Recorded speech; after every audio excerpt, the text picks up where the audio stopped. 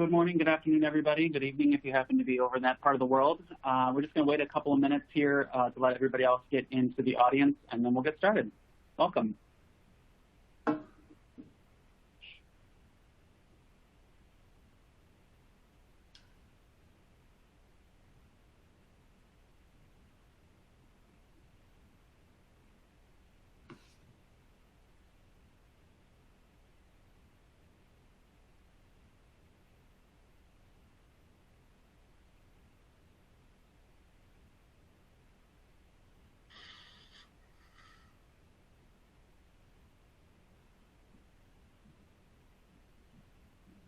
Okay, we'll go ahead and get started. So as I said, welcome everybody. This is the next webinar that we're doing in this series of post-COVID scenarios and action steps. My name is Roger Lane. I'm a marketing manager here at Sensient in North America. I've been with the company for about 5 years. And my co-host here is Lynn Dornblaser from Mintel. Lynn, would you like to introduce yourself? Hi, thanks, Roger. Yes, I'm Lynn Dornblaser, and you probably know Mintel. Mintel's a global research company. Great. So just before we begin, so you guys can see just a little bit about what we're going to be talking about today, I want to start off with just saying thank you very much, you guys, for joining us for all these webinars. We know it's been a crazy time. We've tried to keep you guys entertained and informed and keep stuff on your calendar for you to do. So we really thank you for coming on that journey with us. It's been amazing to sit and talk to you guys and see what the kind of feedback that we're getting is just really amazing. As I mentioned already, today's presentation is part of the larger COVID-19 presentation that you guys may have seen previously. This happens to be a deeper dive, though, into inspired consumption at home. That's one of the scenarios that we'll talk about. And today is the last webinar in our series that we currently have. However, we are going to be back soon, so keep on the lookout for us. If you don't follow us on LinkedIn, please go out and do that. We talk about our webinars there. And we'll send emails and things like that as well. So please be on the lookout for those. We'll be joining again soon. This session is being recorded. So if you happen to leave early or you missed some points that you wanted to see, we will send out a link to you so you can see that webinar again. And please make sure that you take the survey at the end. It helps us fine-tune the material. It makes us better at what we do. Again, that link will come out after the session is over. We will take some questions at the end. There is a Q&A box that you have the ability to write in. Go ahead and use that text box to ask your question at any time as we're presenting. We won't answer them live as you write them, but we will answer as many as we can at the end. And if you have another question, you can always email us directly as well. And if you would like additional info about this presentation, something you've already seen, something else that you're interested in, just reach out to us directly. We're more than happy to set up a call targeted specifically for you and your category. So with that, we'll go ahead and get started. So what are we seeing right now? What's actually happening in the space? And you may have seen some of these slides before, but we like to level set with what's actually happening had you not been on some of the webinars that we've already had. But there are really three powerful things that are kind of taking place right now: life, lifestyle, and what we're calling livelihood. There's some weird stuff about this, or some unique things about this pandemic that we haven't seen before, or the situation that we haven't seen before. So this is the first pandemic that is actually a social media sort of pandemic. During previous pandemics or other issues that we've had, there hasn't been that ability to kind of socially share and talk about it online. So it's really kind of changing people's opinions. There's lots of information out there. There's disinformation out there. There's a lot of different information that you can look at. It's just really unique. One of the other big challenges that we're seeing going forward is this idea of physical distancing. It's not something that we're used to doing. It is difficult for human beings to stay apart that long. I think we've all seen recently how it's changing. We're also stressed, right? I think everybody is under a unique situation they've never been in before. You're doing things differently. You're interacting with people differently. You're picking up new habits. And are we going to keep those? Is that something we're going to keep in the future? And unlike other pandemics, the acts of kindness that people are doing now and the consideration that people are giving is going to be repaid. I think, again, because it is a social media pandemic and we're able to share this with a lot of other people, you're going to see that kind of that interaction be repaid in the future. So before I get into the nitty-gritty of the scenario we're going to talk about today, I just want to give you a very high-level overview, and some of you may have seen this as well. Just the scenarios that we've used in this presentation that we have access to dig deeper into if you're interested. So the first one was affordable indulgence. If you joined last week's webinar, that was the webinar that we gave last week. That's really just about how consumers are looking to continue indulging themselves. That's never going to go away, but they're doing it a different way, and it's very similar to what happened in 2008. That people are looking for more affordable ways of doing it, smaller portion sizes, more special things that are more expensive, but you're eating less of it, things like that. The one we're going to talk about today is inspired consumption at home, and I can go into more detail on that in a minute. The third one is speed to market. This is really about the person who gets to market first is the winner in most cases, and how's that being affected by the pandemic and how people and consumers are reacting to it. So there's a lot of great information there. Immunity advantage is really about how consumers are now looking for food that's not just is giving them sustenance. It's really about what else is it giving you? Is it giving you an immunity boost? Is it added ingredients? Is it vitamins and minerals, whatever that happens to be? Number 5 is retail brands surge ahead. We see during these types of environments like this pandemic that we have now, the 2008 recession, retail brands really get pushed forward, and a lot of people turn to retail brands because they're less expensive or the things that they're used to buying aren't available, and we're seeing that now. Number 6 is e-commerce, rise in clicks. Again, I think we've all kind of experienced this. I know I have. I'm buying on Amazon constantly. I'm trying not to go to the store at all if I can help it. So people are really learning how to use the computer to do their shopping, and it's not something that we've seen previously. A lot of people don't like doing it, but now it's really rising up because of what's happening today. Made local, again, this isn't something that's necessarily new, but you see during these times it really starts to become more and more popular. So this is the idea of products that are made locally for you or grown locally for you. You have a better trust in those products. You have a better understanding of where they come from, so you feel safer eating them. If you get something outside, you don't know where it came from, you might be a little bit concerned. So local products are seeing a surge right now. Number 8 and 9 are really more about the production environment, so supply chain and pricing pressure, an enhanced safety protocol. Those are really just around how production is changing and how manufacturers are responding to this pandemic. And number 10 is personal care that heals. That's really about the personal care side of the business. We also have a colors division and a fragrance division, and they are really ingrained in this space, and they're seeing a lot of the same trends that we are. So we were giving a bit of overview about that. So, but today we are going to focus on inspired consumption at home. That is the category or the scenario that we're going to be looking at today. So what does that mean? What is inspired consumption at home really about? It's really about the fact that consumers are looking at, currently in this situation, as they kind of get out of this situation, they're really going to be more cautious about eating out and more comfortable with eating at home and preparing their food at home and meals for their family at home, and probably going to continue to do that even after the pandemic kind of goes away or kind of slows down. We think it's going to lead to a resurgence of home-cooked meals and sort of that eating at home and kind of preparing your own food. But even though that's the case, they're still going to want inspiration. They're still going to want to see those global flavors, the unique twists on those products. And obviously it has to taste good. That's something that you can't do without, right? So some of the implications of that, or what we think is going to happen because of that. Number 1, meal kits, frozen food, meal starter categories. Those are all going to have huge opportunities to grow as consumers continue eating out of the home.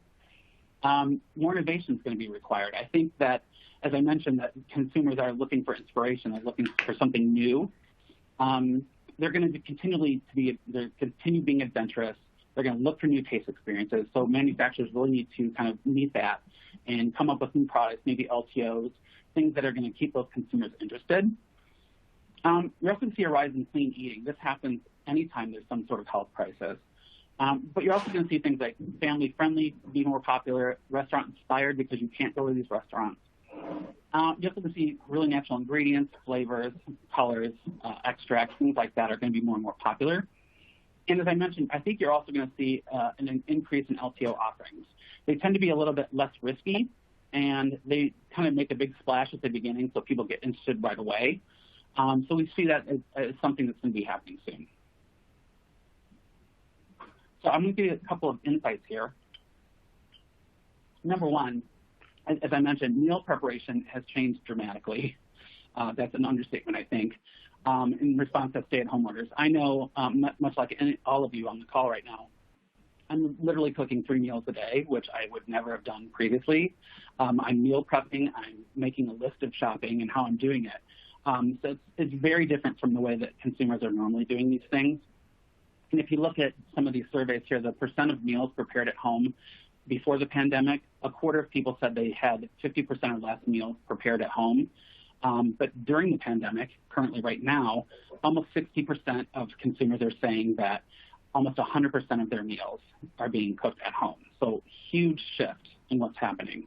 And it's almost impossible to think that that's not going to continue, that there's going to be some sort of change that's going to happen and it's going to continue to move forward.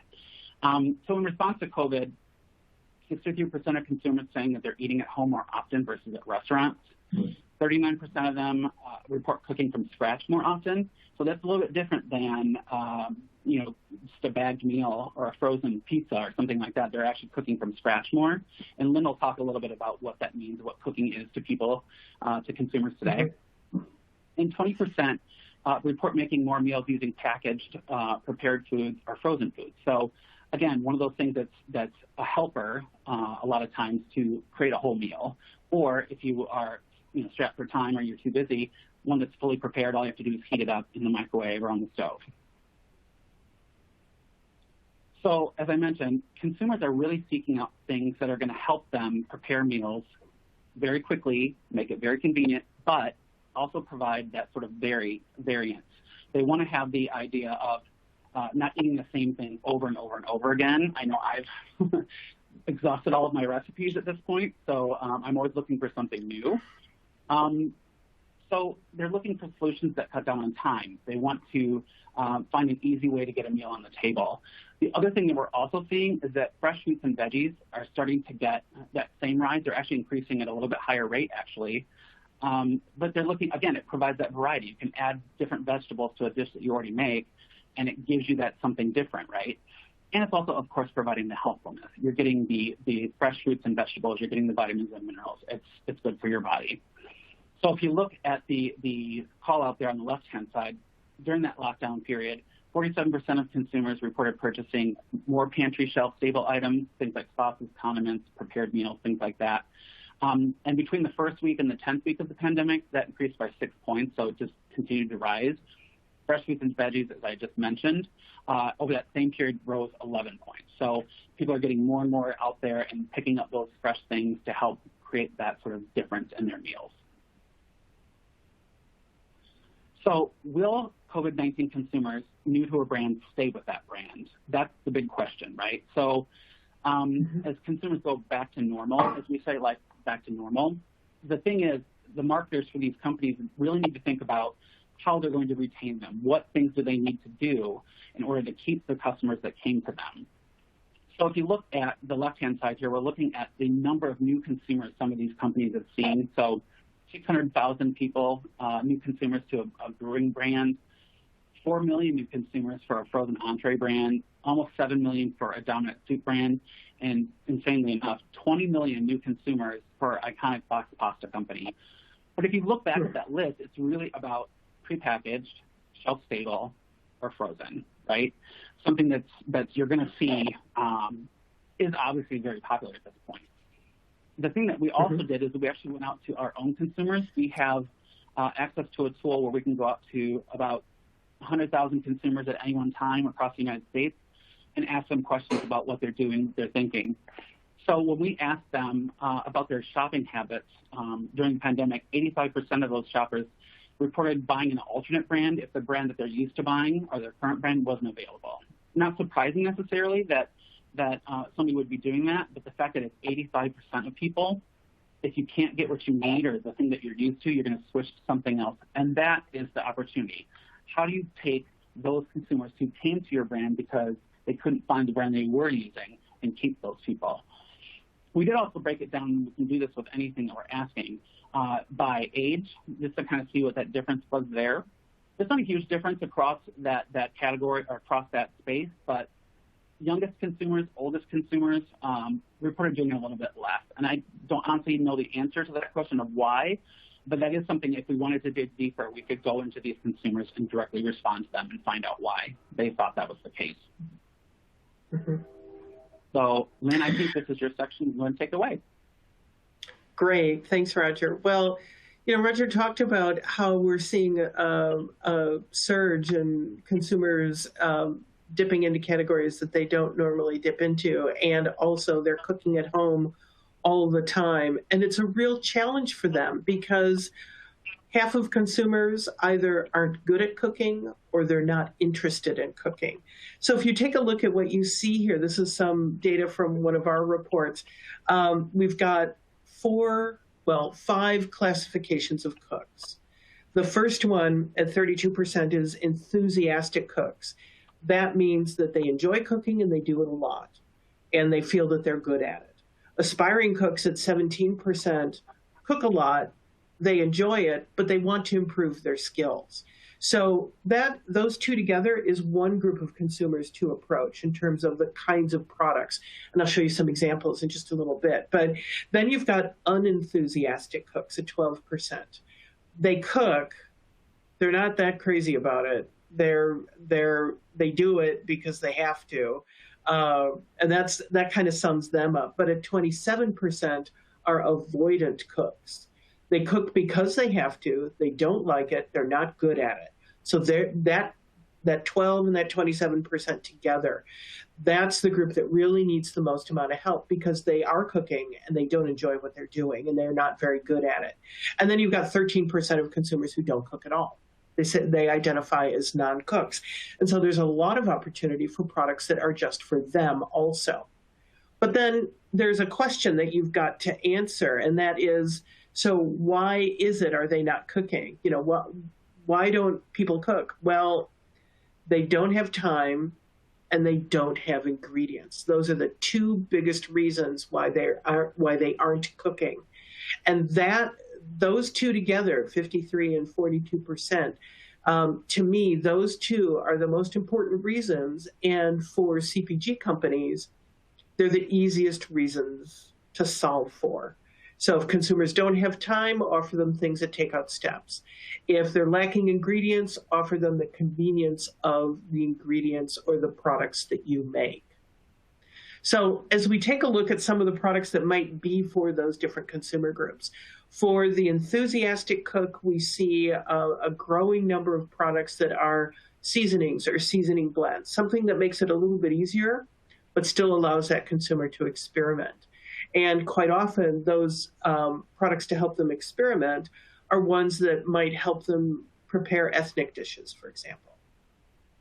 For that aspiring cook who cooks but needs some help with it, that's a perfect opportunity for products that solve some of the problem for them. So this is a frozen product from Frontera. So it's a chicken fajita skillet. It has the chicken and the seasonings and the onions and peppers. So it takes out some of the steps, but still allows that aspiring cook to experiment just a little bit. And for the non-cook, not only is it the box of pasta mix, which I assume is going to be like a macaroni and cheese type product, there are products like this one from Hormel that are shelf stable, already prepared, sounds delicious, Black Label bacon and cheddar cheese. All you have to do is stick it in the microwave, perfect for that non-cook. One of the other big groups of products out there that Roger mentioned was that of frozen foods. And we see a lot of options out there for consumers, whether it's larger sizes, so it's a family size product, or if it's just for you, if you're living alone, or if you're having your lunch by yourself, or whatever it may be. And then also ones that offer that more premium experience. And so that's what we see here with the Marie Callender lasagna. So it's a multi-serve. It serves 4 and it goes into the microwave. So there you have your main meal, really quick and easy. The Jose Olé is a burrito bowl. Again, goes straight into the microwave, but it's just for you, for that quick meal when you have one Zoom meeting too many, and you need to eat lunch at some point. And then the third one really isn't quite a restaurant experience, but it's pretty close to a restaurant experience. It's not mac and cheese, it's lobster mac and cheese, which is something that is really popular on restaurant menus. Note also that that's private label, so that also answers that need that consumers have of having something that's affordable. But, you know, we talked about aspiring cooks and all of that, and avoidant cooks and all those types of cooks. But the question is then, so what is cooking?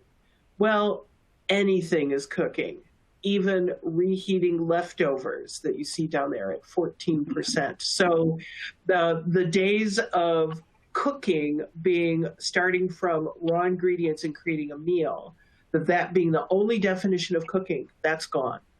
And what we see today instead is cooking is any preparation you do, even making a salad, any preparation that you do to create a meal, including heating leftovers and, of course, grilling and all of that. But it's all of those steps in between. So truly, almost anything can be considered cooking.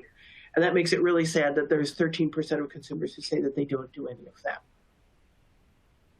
What we do see, though, is we do see that consumers like to experiment with new flavors. So they like to give new things a try and like to have a little bit of fun.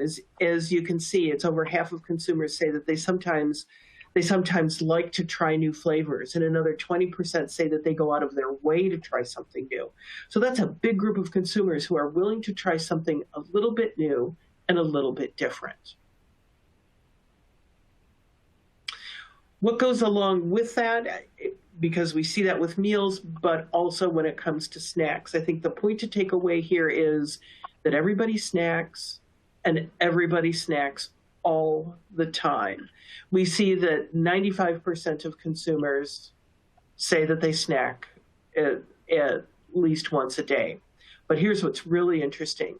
We ask consumers, we try to understand and categorize like who these snackers are.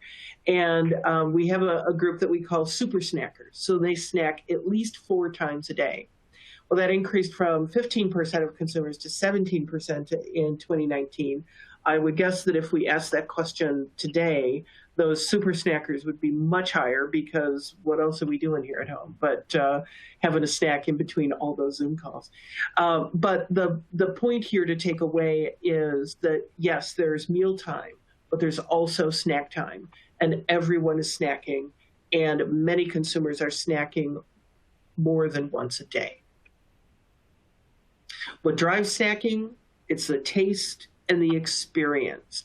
You can see here by these data points of ours that almost 2/3 of consumers say that they snack to satisfy a craving, and then about the same snack because they say they're hungry. So it's about, what is it that I want right at this moment that's going to make me happy? And just over 2/3 say that flavor is the most important attribute. As you can see, about half of consumers snack for health, and it's 2/3 of consumers who say it's all about the flavor. That says to us that there's so much opportunity to really focus on delicious tasting foods. And if you can, to make them a little bit healthier, because that's important to consumers as well. And so we see a lot of products out there that help consumers snack in a healthy way. So we see smoothie mixes, for example, as you see there, that talk about being plant-based. Most smoothies are plant-based, but it really focuses on the plant-based ingredients and the plant-based protein. Simply Fuel is a ball-type product, so it's an alternative to a bar, but provides the same sort of experience as a bar would, but in a smaller, different format. And we do see salty snacks that offer healthier options, like the fava beans here. We see a variety of those types of products on the market.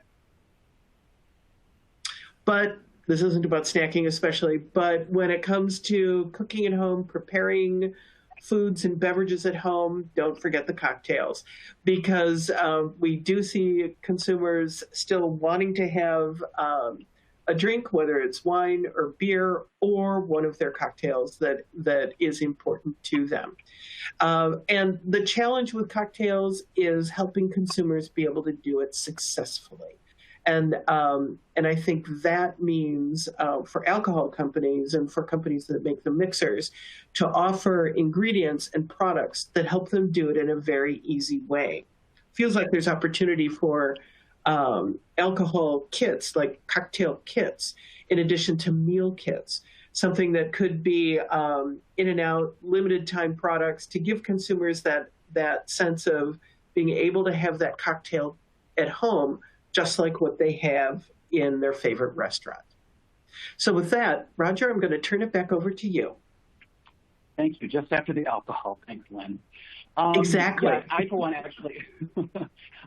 actually did get cocktail kits from a local restaurant. One of our Mexican places in town here was selling their margarita mix and tequila and all the little attributes you put in there as a kit.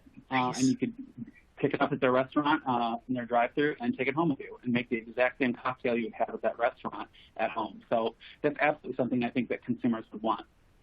Thank you. So let's move forward and talk about what inspired consumption means for the marketplace and kind of products today that are kind of meeting or matching some of those needs that consumers have, right? And then how do you take that information and kind of look at the products that are in the market today and accelerate your own products and create things that are new and interesting that consumers are going to find valuable to them? So the first category we're going to look at here is stocks. Stocks is in that same category with broth, with soup, a category that's not really posting a lot of growth. It's very steady, but it's something that we've seen a lot of people engage in during the pandemic. It's something that you have to, it's a shelf-stable product. It's something that's the base of a lot of different dishes. But younger consumers really weren't using those kinds of products. And why is that? Because they weren't at home very much before the pandemic. You know, young people are not in the home very often. They really don't cook at home almost at all in a lot of cases. So there wasn't a lot of opportunity for them to make something from scratch, right? But of course, now that's changed for everyone, not just young consumers. But in order to keep them engaged after this whole situation is over, what do? You need to meet the needs of that generation or those younger consumers. And the buzzwords that we're using here are sustainability, convenience, and cool factor. And the product here on the right-hand side, I love this product. This is actually out of the UK. It's from a company called Pops. It is a stock, beef, chicken, or vegetable that's actually in a recyclable aluminum can. Not something I've seen here in the United States at all, actually, but it's a really unique product. It's a really unique eating experience or experience using that product. It's very easy to use. It's like opening a can of beer, very simple. And it's sustainable. It's made out of aluminum, and it's actually something they talk about on their website, is that this product is good for the environment because aluminum is one of the most recycled materials there is. So it's really meeting the needs of those younger consumers. And I think, thinking about stocks, it's one of those things where, like I said, it's a base ingredient, and the easier you make it for a consumer to use, the better it's going to be for them. So the second category we're looking at here is prepared meals. And what we're thinking about here is capitalizing on convenience. Lynn's talked about that a little bit, how easy some of these products are to get on the table. And this isn't really something that's brand new. So we have seen that grocery store meal kits have been rising exponentially over the past number of years. It used to be just subscription-only service. Grocery stores really weren't getting on that act, and over the past couple of years, they've really kind of skyrocketed, and $93 million in sales in 2018, which is just insane to me. But consumers are overwhelmed with everything that's happening day to day right now. Like I said before, I'm cooking 3 meals a day. I'm planning those menus. I'm picking up the food. I'm doing the dishes afterwards. So, something that makes it a little bit easier, easy to make, that still tastes good, and then gives you something that's unique and interesting, a flavor that you maybe haven't had before. Those things are going to become more appealing even after the lockdown. So I think after the lockdown, after COVID's done, the consumers are going to continue to look for convenient meal solutions. They're not going to want to spend as much time in a grocery store as they had in the past. I know I'm not super happy about having to go to the grocery store. But the buzzwords here that we're kind of looking at are convenience, ease of use, and flavor exploration. So we have a couple examples here on the right-hand side of the slide. So the first one is a meal kit. It's a stir-fry kit that was recently launched by Kroger. They call it right on the pack how easy it is to cook. It cooks in just minutes. And it does include a sauce packet for some customization. So maybe you don't want all the sauce, maybe you only want the vegetables, maybe you want half the sauce because you're watching your calories or whatever. There's ways for you to customize it. It's not just one and done. And then the one below that is this is a meal kit from Market District. It's a grocery chain on the East Coast. It touts the ease of use of this product to create a delicious gourmet meal for two in just a few steps. I think the thing that's interesting about this product is, and Lynn talked a little bit about this earlier, is that it's a meal for two. A lot of times these kits or bagged meals are for 4 or 6 or 8.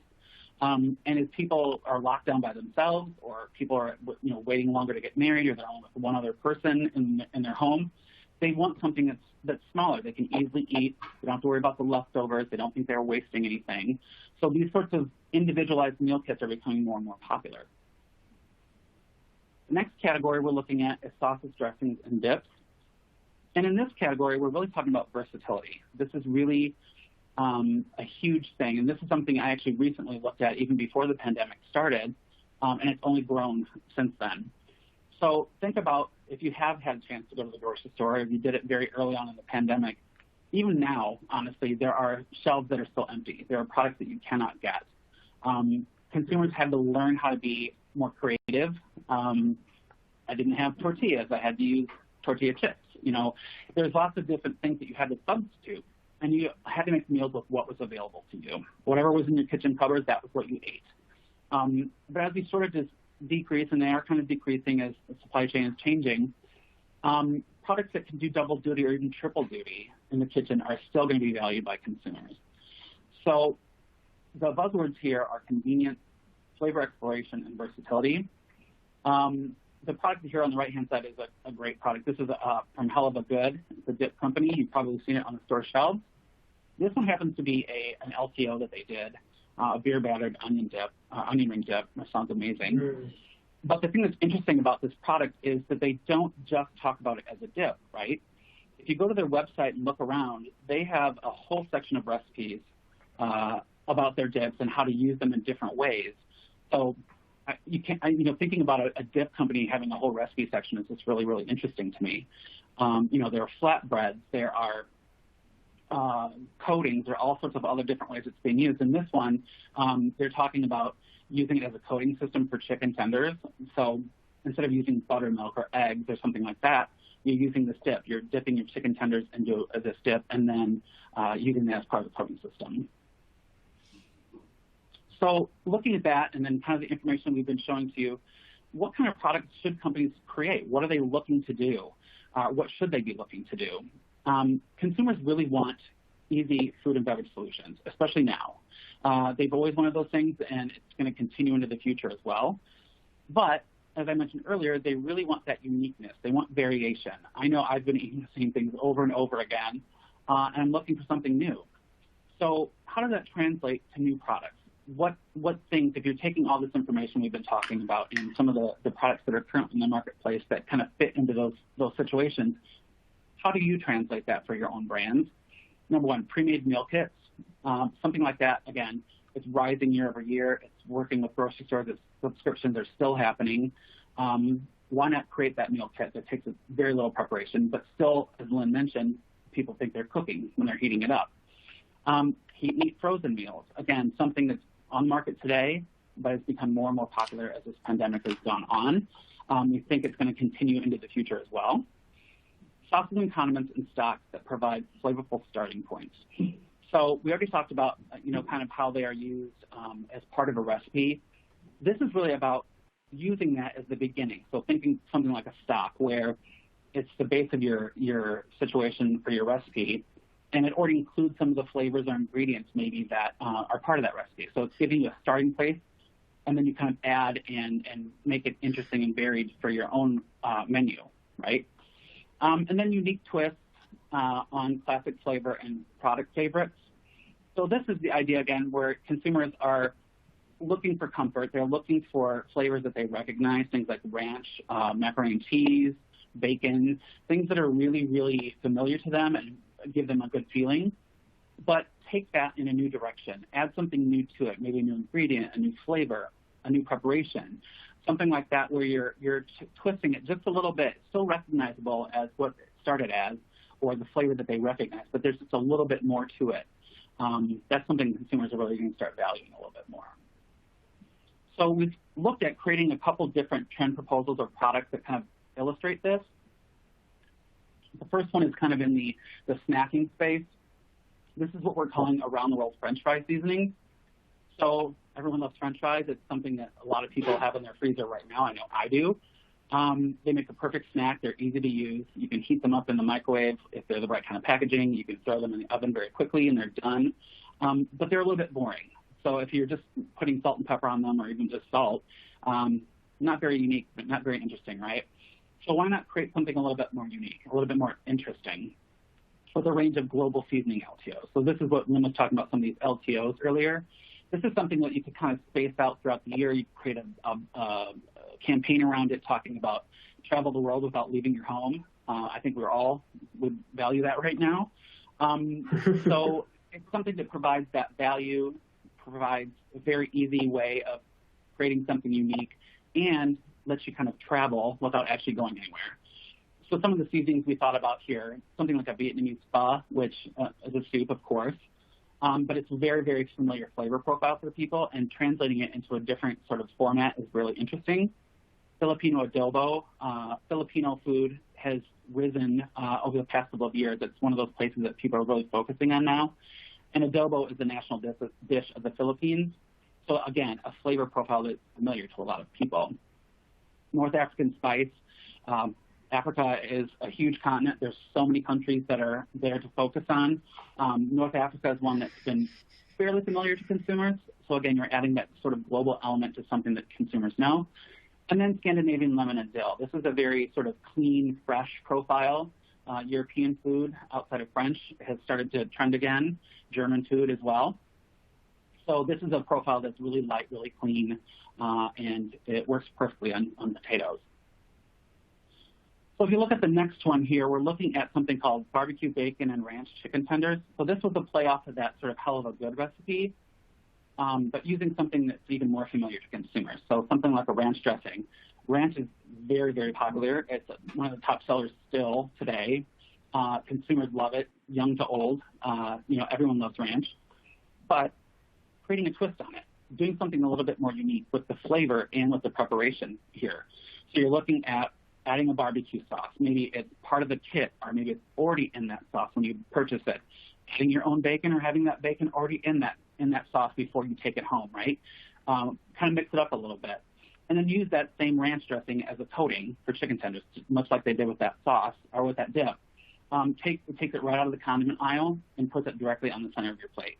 So you're having a new use for an item that's already on the shelf. Protein here obviously is chicken, which is what we're talking about. The flavors you might see in this are Kansas City barbecue, crispy bacon, ranch. Again, I think you could mix this up in all sorts of different ways. What about a BLT? You use bacon and tomato with ranch, avocado and chili. There's lots of different ways that you could mix this up. And with our natural ingredients division, one of the things that we thought would be fun here would be onion pieces to get some piece identity, and then parsley pieces, again, for that visual to make it look more like ranch. Then the next category is sort of that soup broth space. This is a Japanese ramen bowl. Ramen, again, is one of these things that has been soaring in popularity. Much of it's attributed to the fact that the Olympics were going to be in Japan. The same thing happened with Brazilian food back when the Olympics were in Rio de Janeiro. There was a huge burst of interest in Brazilian foods and condiments and things like that. Same thing's happening with Japan. Of course, the Olympics are not canceled. They're just postponed until 2021, so we think this is still going to be something that's hitting. But authentic Japanese ramen is very difficult to make at home. If you've ever looked at the recipe for it, it takes about 24 hours to make, and there are ingredients in there that you would not find in your local store in most cases. So why not do something that's a little bit easier, kind of a starting point, as I mentioned earlier. Make it in a pouch, again, something that you don't see that much of on the shelf right now, so it has that visual sort of pow that shows you it's like right on the shelf. There it is. It's different. It's unique. It's interesting. And it's something you really just heat and eat. So all you're doing is adding your own ramen noodles and a poached egg or some protein, and you have a ramen meal. It's a ramen bowl that's already done for you. It's very authentic. Global flavor, again, right at your fingertips. Very super easy to make. Flavors here, again, we've suggested things like roasted chicken, seaweed, soy sauce, green onions, things that are very familiar to that sort of experience. But you could mix it up and do anything. You could do a buffalo chicken version of this. You could do a pork chassis version. You could do all sorts of different things here, a range of different products that meet consumer needs that they're looking for. Also, the other thing we look at here is sort of that cleaner label, especially when you have like a clear pouch package. People are looking for cleaner, kind of fresher things. So an extract here might be a good idea. This is a Chinese ginger extract that we're talking about here. But again, you could use all sorts of different extracts that would make this even a cleaner product than it would be on the shelf today. And then there's one called Bang Bang Cauliflower Bowls. This is sort of in that prepared meal space or that frozen meal space. Typically, frozen meals contain a protein, sometimes some veggies, and a sauce if you have it there, right? Maybe it's a sauce puck or a little packet. But we've created something that's a little bit more interesting. So this is a plant-based frozen meal. Plant-based is huge right now. It's everywhere. Cauliflower is another ingredient that you literally see everywhere right now. So it puts that front and center, right? You get that sauce packet there so you can also customize an optional chili pepper packet to make it hotter, less spicy. Maybe your kids don't want the chilies. You put them on the side for yourself. So you're creating a customizable high-end meal that everybody can have, and you're using just the microwave. It's a very simple sort of recipe. Throw it in the microwave and you're done. Flavors here might be something like a sweet chili, a lime, sriracha type, chili peppers from our S&I division, chili pepper pieces, again, for that customization. And garlic is part of the sauce, just something to kind of add extra ingredients in there. And, of course, we did not forget alcohol. Oddly enough, we're back to the alcohol space. This actually happens to be a very low or no alcohol product. This is what we're calling Elderflower and Rosemary Seltzer. You've probably seen over the past number of years how popular Seltzer has become, both alcoholic and non-alcoholic. So we thought about that and used some flavors that, again, are also trending. So something like Elderflower, which is a European ingredient or European profile, you're seeing more and more of that in the United States. And it's been growing year over year since we've been looking at it. Botanical flavors are also another thing that's been trending. So things like parsley and rosemary and thyme, things like that you might not have seen as a flavor before in food, or especially in beverage. It pairs really well with seltzer. It's very fresh. It's very clean. It makes it very sippable, something you can have, any time of the day if you really wanted to. It also makes the product more complex because you're using flavor profiles that aren't that familiar to consumers. So it makes it a little bit more high-end, a little bit more unique. And if you wanted to bump up that buzz yourself at home, again, customizable, throw a little vodka in it, and now you have an alcoholic seltzer. This is a really super easy way of doing it. Flavors here, again, are elderflower, rosemary. But the thing that's interesting about this one is there's a vodka-type flavor and an alcohol enhancer that are included here. So you get a bit of that alcohol experience without any of the alcohol in it. So the vodka type gives you the alcoholish flavor, and the alcohol enhancer kind of boosts that vodka flavor up to give you a bit more of that alcohol experience with absolutely no alcohol. So it's a 1% ABV, as noted there on the screen.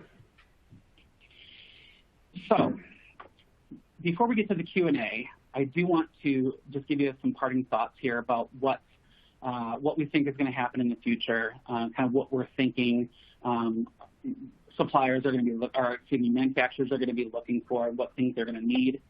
Obviously, as I mentioned before, speed to market is incredibly important. Those who get there first usually win. So you really want people who can help you with that. So they can help you dig into the mindset of consumers. This is such a huge key point. And having the access, like I said, we have access to these consumers. So being able to go out there and validate what you're thinking of launching, or if you want to validate a bunch of different concepts that flavor profiles that you have, what things are most popular. You can target it to millennial moms with 3 kids in the house, or millennial moms on the West Coast, or people over the age of 55. There's lots of different ways of doing it, but being able to really dig into who those consumers are and what's driving them is key for what's happening. You want somebody who's not going to compromise on the sensorial aspect of the product experience. Obviously, we've been talking a lot about flavor today, but there are a lot of other senses that are involved in food. So Obviously, first is visual. What's the color of that food? Is it appealing? Is it appetizing? Does it look like what it's supposed to look like? Aroma. So as I'm cooking it or as I open the bag, does it taste like or smell like what it's supposed to smell like? Is there an off note? Does it smell weird? Does it not smell like it tastes? And then texture is another one, especially important in things like plant-based meals, so things like non-dairy products and plant-based meat alternatives. Texture is a huge issue in a lot of those products, so having somebody who can kind of work across the entire spectrum is very important. Understanding the value of speed and quality. So you think this is sort of a table stakes kind of thing, but it's really about, for us at Sensient, it's really an ingrained part of who we are. It's part of our non-negotiable sorts of things that we deal with every day. We really value the speed of our across the board, our customer service all the way to your regulatory people. But most importantly, I think help you wow your consumers with executable ideas. So obviously it's the front end, getting that sort of, or excuse me, the back end, getting that sort of mindset of the consumer, but on the front end, figuring out how it actually can be done in a manufacturing setting. I've dealt with consultants in the past where they come up with really cool ideas, but then you try to take it to somewhere other than the bench, and it's impossible to make in real life. We have people that have been across this food space for decades. People who've worked at major labels, people who've worked on the bench for 30 years, flavorists who've got 20 years of training.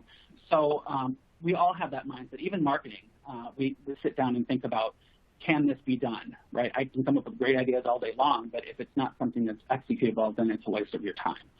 So I think those are kind of the parting thoughts I would make. I think the other thing I would say that's not on the slide is, again, we've been doing these webinars for the past probably 3-ish months. A lot of information has been put out there. We really value the fact that you guys have joined us for these.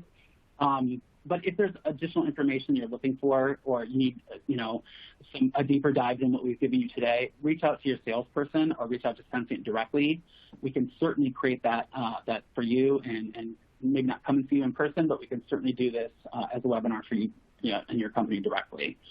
So with that, I'm going to get to the Q&A section, talk a little bit about what's happening with questions. So let me pull up the first one here. Yeah, there are a couple of good ones in here, Roger. Yeah, definitely. How much are dietary choices such as vegan, plant-based, paleo, and ketogenic playing a role in driving food and flavor trends? Lynn, do you want to take that, or do you prefer I take it? Sure. Yeah, I'll start, but do chime in if you've got anything to add. Certainly, vegan, paleo, keto seem like that's all that anybody talks about these days in terms of products and all of that.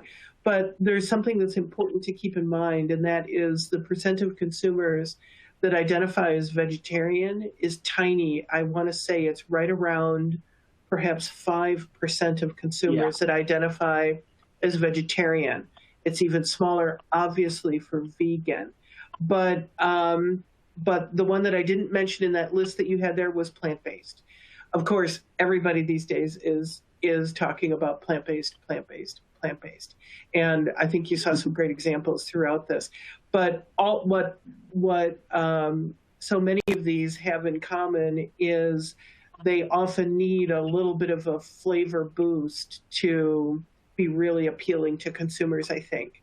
And so it feels to me like many of these, especially the eating plans that contain less animal protein, are ones where we see so much activity with ethnic flavors, with flavors from places that are not the U.S., that have diets that are more plant-based to start with. So you see more Asian flavors. You see more hot and spicy flavors, for example. So it feels like that's how these particular dietary choices really are influencing some of the things that we see going on with flavor trends.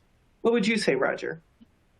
Yeah, I'd absolutely agree. I mean, I was actually going to focus in on plant-based myself.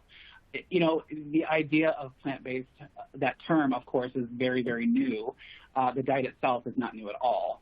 When you talk about flexitarianism, the idea that, you know, you're balancing your meat intake with your vegetable or fruit intake, absolutely something people have been doing for hundreds of years, of course.